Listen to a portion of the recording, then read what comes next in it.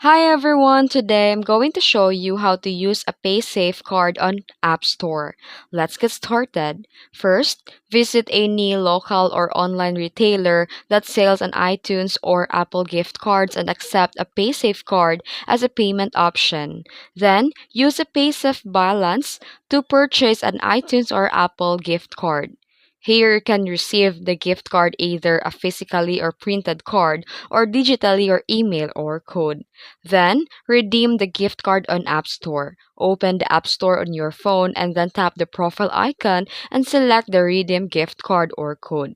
You can either choose or use a camera to scan the code or either type the code. You once redeemed, the amount will be added to your Apple ID balance.